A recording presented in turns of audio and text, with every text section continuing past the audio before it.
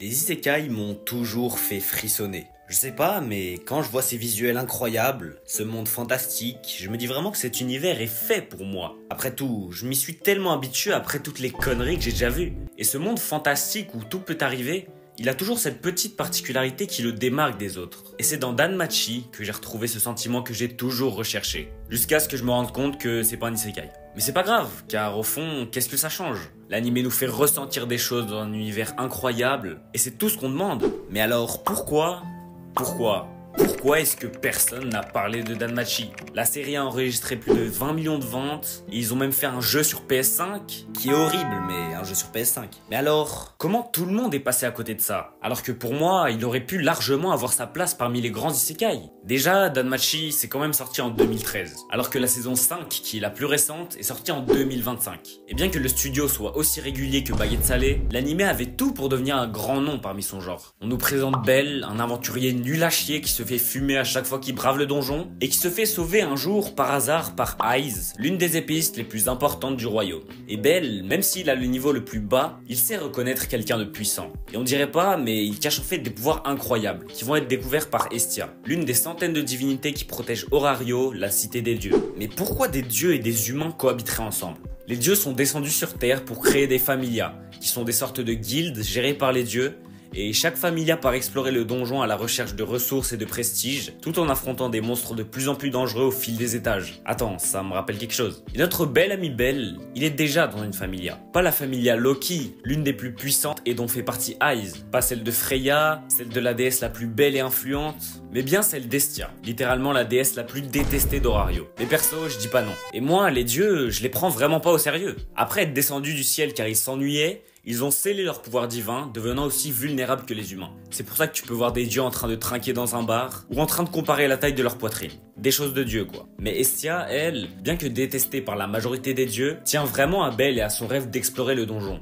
Au lieu d'être reconnaissant envers la déesse qui l'a sauvé, il est tombé amoureux d'Aiz, celle qui lui a sauvé les fesses. Oui, vous ne rêvez pas, le coup de foudre existe vraiment. Et du coup, cet imbécile va se mettre à chercher celle qui l'a sauvé dans le donjon, ce qui va créer un max de problèmes. Mais bref, après tout ça, il va commencer à s'améliorer en devenant plus fort, et Estia va vite remarquer son don. Il peut évoluer ultra rapidement. Et outre le fait que ça me rappelle encore quelque chose, c'est comme ça qu'il va se taper des donjons à lui seul, mais il va vite se rendre compte qu'il doit s'entourer de compagnons pour progresser. Et c'est comme ça qu'il va rencontrer plusieurs aventuriers qui vont par la suite rejoindre sa familia, comme une mineure par exemple. Non mais plus sérieusement, les personnages dans Danmachi sont vraiment divers et c'est vraiment l'une des grandes forces de l'œuvre. Car c'est vrai, entre tous les dieux, les familias, les antagonistes et les protagonistes, tous les personnages ont un lien avec chacun leur propre personnalité. Et leur variété crée vraiment un monde complexe qui ne se résume pas à un RPG de merde. Parce que oui, le monde de Danmachi est immense. Toutes ces villes inexplorées hors d'Orario, tous ces pays inconnus, sans parler du donjon qui est si vaste qu'il abrite des propres cités à l'intérieur de ses couloirs, ça crée vraiment un sentiment de grandeur. Et on se dit que ce petit con de Bell aura toujours des adversaires plus forts à affronter.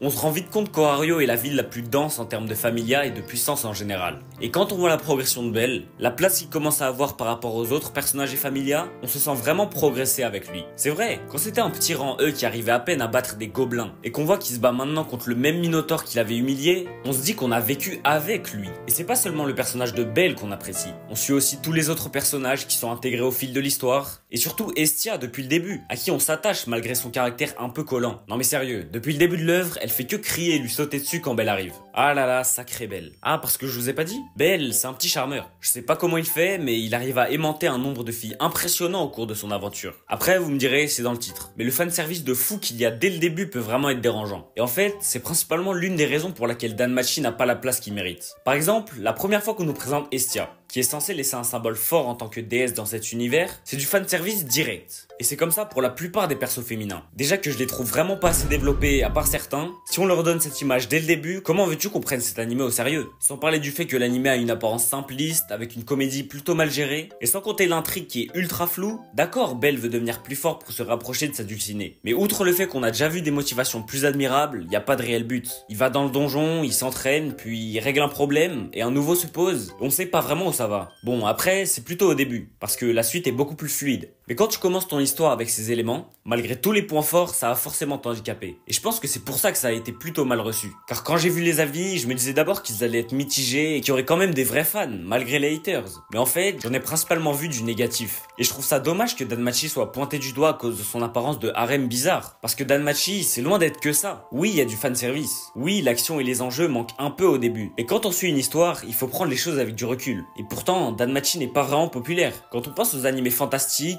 on pense à Black Clover, Mushoku Tensei ou encore Re:Zero, mais jamais Danmachi. Car après tout, c'est juste du fanservice où on doit attendre 1000 épisodes pour qu'il y ait de l'action. Ça, c'est ce que vous aurez dit à un fan de Rent a Girlfriend. Mais tous ces avis frauduleux, au fond, ils marchent pas. Dans la majorité des animés que vous aimez, il y a du fanservice. Mais est-ce que ça vous empêche pour autant de l'aimer? Surtout s'il vous a apporté quelque chose. Alors oui, la comédie ne peut pas plaire à tout le monde, et c'est un peu lent au début. Mais chaque histoire a besoin d'un rythme particulier pour mieux développer ses personnages et ses relations. Regardez Frieren par exemple. D'ailleurs, j'en ai fait une vidéo, alors tu peux aller la voir. Mais ce que je veux dire, c'est que les défauts de Danmachi ne sont rien à côté de ses points forts. Car si le développement profond du héros, les relations attachantes entourées d'un monde fantastique aux personnages divers ne vous suffit pas, l'histoire se développe progressivement, autant dans ses enjeux avec des combats intenses qu'en explorant des thèmes profonds, comme la prostitution, la xénophobie ou encore la lutte des classes. Et perso, Danmachi m'a vraiment emporté dans son aventure assez facilement. Alors que croyez-moi, je déteste le fanservice. Mais ça m'a pas empêché de rire devant les blagues d'Estia, de vouloir tabasser cette petite furie et d'être intrigué par... Waouh! Parce que oui,